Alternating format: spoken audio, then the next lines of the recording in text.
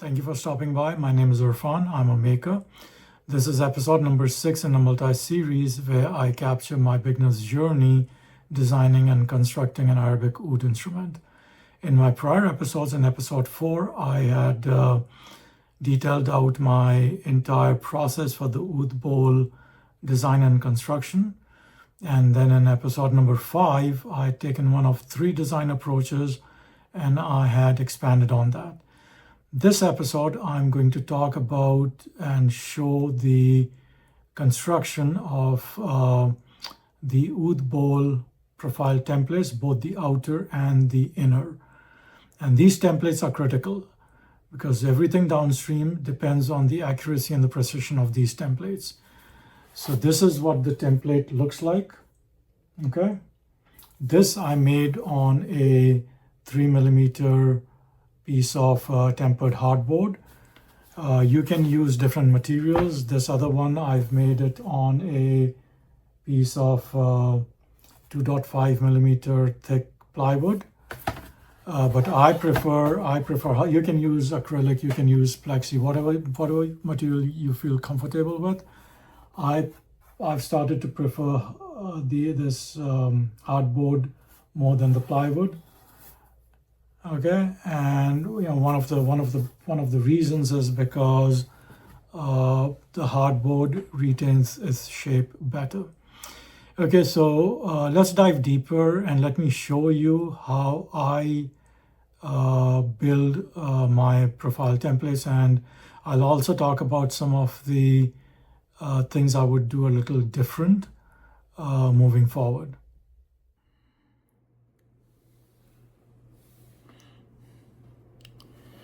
Right. Before we go into details on how to make the outer and the inner oud bowl profile templates, let's zoom out a bit and see how we got here. Okay. In my episode number 4 and episode number 5, I detailed out 3 design approaches. Approach 1 was that if you like an oud, you can trace out the profile using that oud, right? Approach 2 was that if you have the measurements available for the oud bowl, you can use those measurements and make that your starting point, right? And approach 3 was that you design from scratch. My episode 5, I had detailed out a simplistic approach using ratios and proportions. You can use more advanced techniques. But either one of those approaches, the output is the starting point of the design for the oud bowl profile templates. Okay, and this is what that template is. Okay, all right. And all this is, and before I mention that, right, in all of the designs and the approaches that I had defined, I made an underlying assumption that my oud bowl is symmetrical, and that is not necessarily the case for all ouds. Again, symmetrical is that the half width of the oud is equal to the depth. So example, if my oud bowl is 36 centimeters wide, half is 18 centimeters, and 18 centimeters is the depth of my oud bowl.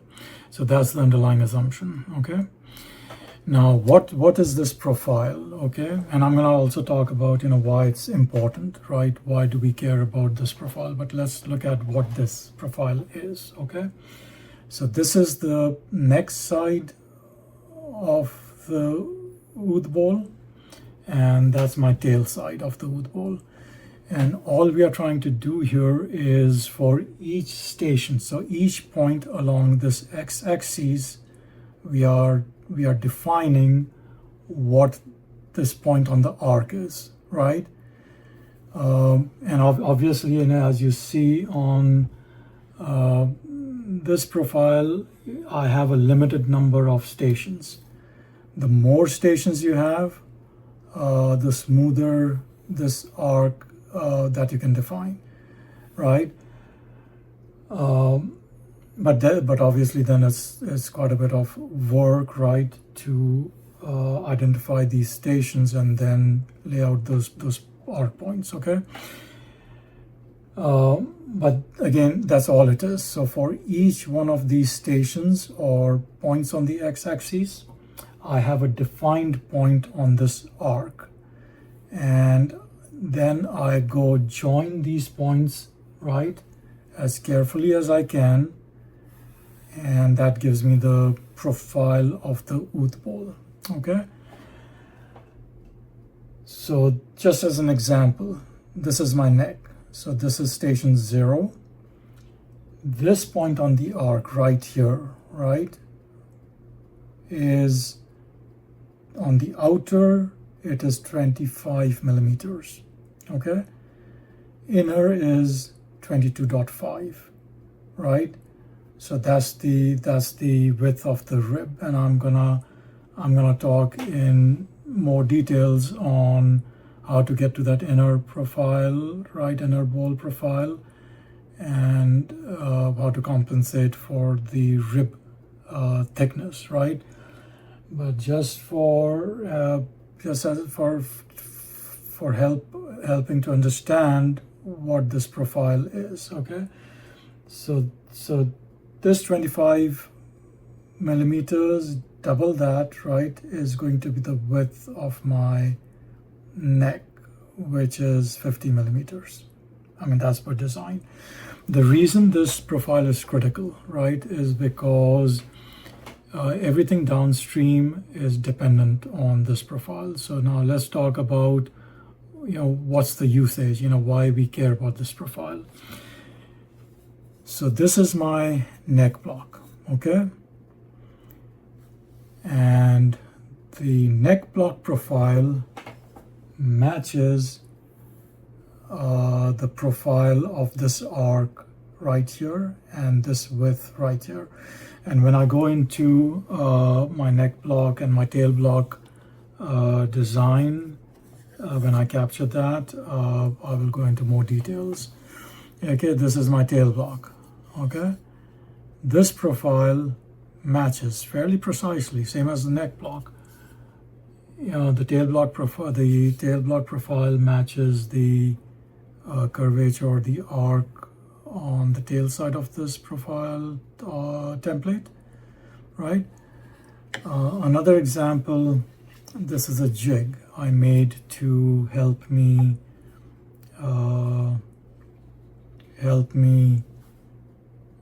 carve out the neck block, okay? And eventually I plan to make a full form mold, but again, just as an example, this curve right here, right, it matches the arc right here, okay, this curvature, okay? When if you make a full form mold, same thing, right? This profile template is the starting point for the downstream processes, the jigs, the neck and the tail block, the rib, right? So this defines the rib curvature, right? This defines the rib curvature. So if you recall from my episode number 4, where I defined the process, one of the under tools and jigs, I talked about a bending form, right? That bending form profile has to match this curve, this arc right here, okay? So now let's take a look at how to make this profile template, and also how to offset this, right? So this, I don't know if it's visible on camera, but this line right here, right, this line that I'm highlighting right here, right, this actually is offset 2.5 millimeters from this arc on the top. So that's my outer profile and that's my inner profile.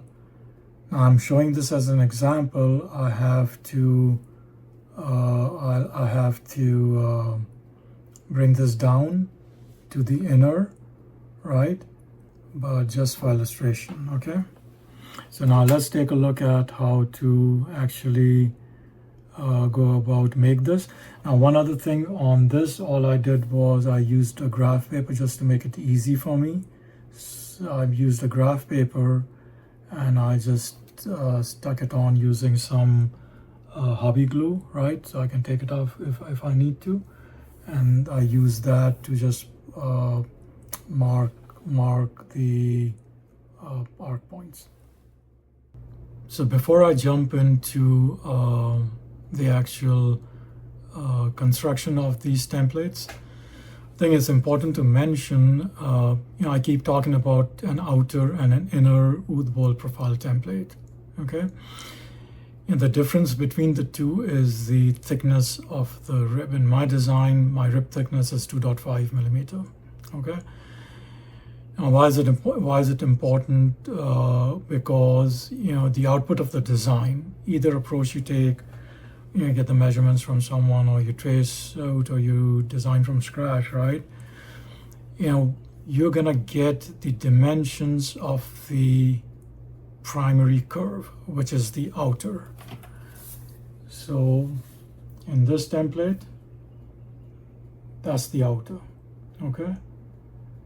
Right? You then have to offset this arc by 2.5 millimeter to get you the secondary arc. So you can see in this, I hope it's visible there, right? So you can see, so until all the point to this depth of this shaded line is the secondary arc, okay? And all of this has to be wasted, right? To get the inner bowl profile template. And then the starting point for making the neck block, the tail block, and everything that I showed is dependent of that inner bowl profile template, okay? To recap what we learned in this episode, and the output of the design step that I had captured in my overall process from episode 4 is going to be your starting point for the outer Oud bowl profile template, okay? And think about this outer profile template as basically the main spline of the bowl running from the neck block to the tail, including rib thickness, right? So it gives you the longitudinal center profile of the Oud bowl. That's all it is, okay? Now I'm about to highlight the construction phase, but I cannot capture the entire construction process. I'll put a part B out there. Otherwise, this episode will become too long, okay? But here are the construction steps, okay? So once you have the bowl profile designed, then you got to transfer it, right? That paper design or the paper output, you got to transfer it to your template material. It could be, hardboard, plywood, plexi, whatever you select, okay? Then you rough cut the material to shape. You can use bandsaw, handsaw, table saw. Okay, I prefer using a bandsaw. Then you carefully file that to final shape to the primary arc, and this will give you your outer Oud bowl profile template. Accuracy is important. You got to make sure that the profile is pretty much balanced, right? But accuracy is important, and particularly at the neck and the tail end, because everything downstream, your neck block, your tail block, and everything I had highlighted at the start of this episode is dependent on your profile template, okay? Now the next step here is that you offset this outer profile by the rib thickness. Okay, and this will give you your secondary arc, and you will see in the construction phase, where I show how to do it. I also show a offset marking tool that I designed and built. So I'm gonna show that as well. Then you file down that secondary arc, and this final result gives you the inner OOD bowl profile template, which then becomes a starting point for design and construction of the downstream parts of the neck block, the tail block, etc. That I'd already explained at the beginning of this episode. Okay, so let's take a look at some of the highlights of the construction phase, and I'm going to put a more detailed construction video as a episode 6, part B. I want to show a very basic technique for templating. This is the master drawing for my OOD bowl profile, just half. And very simply, either you have a bowl that you can, an actual OOD that you can just sketch the bowl profile, or you have the dimensions. In my case, well, not all the depth measurements, but I had enough, because all this is just points that are connected together to form this arc. So I had enough of these depth measurements, and then I just extrapolated what I didn't have, keeping the arc balanced and as smooth as I possibly could. So this then becomes my master blueprint for the OOD profile. Now this blueprint, you have to get this on a template such as this, or a cardboard. And I follow a very simple method to do that. And here's what I do. The method I follow to transfer the blueprint, the drawing, to a template is fairly straightforward. There may be other ways to do this, but this is what I follow, and this has worked out for me. Okay. So what I do is I use a tracing paper. Okay, you can get this paper in sheets. Okay, and then I use carbon paper. Okay, and you can get this carbon paper in sheets. Okay, so this I already traced this on the tracing paper from the drawing, but the process that I'm going to show tracing this onto, I'm working on tracing it to this piece of cardboard.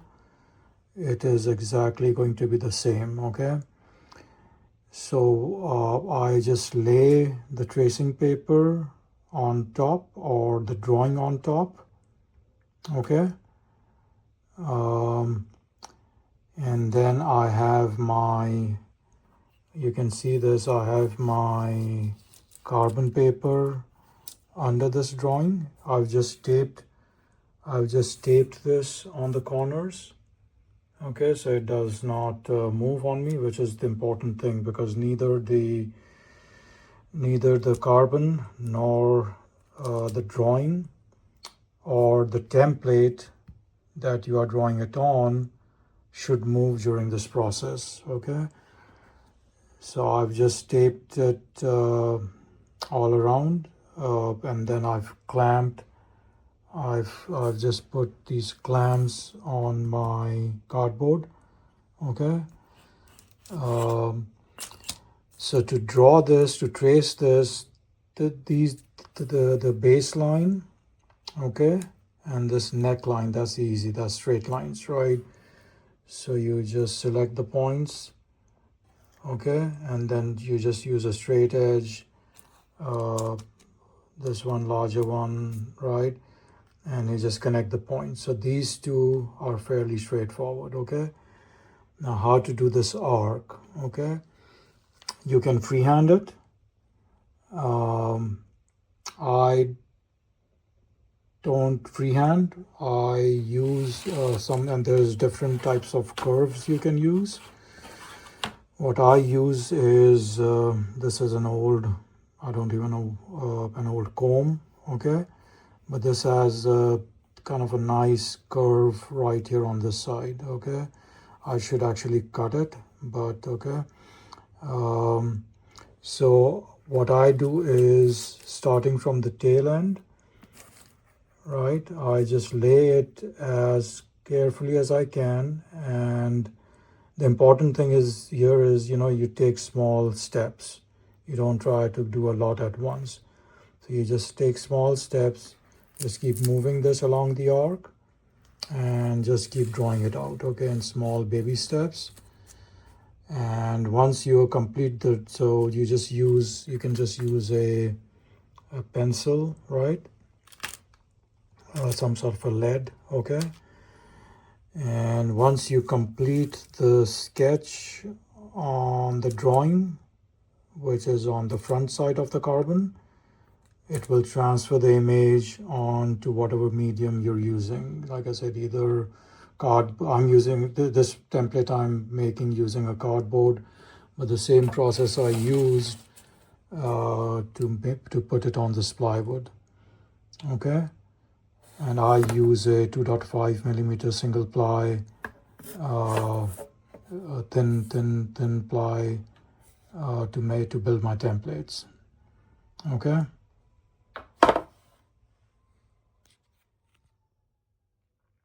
This is what I have after the trace is complete. Now I cut it.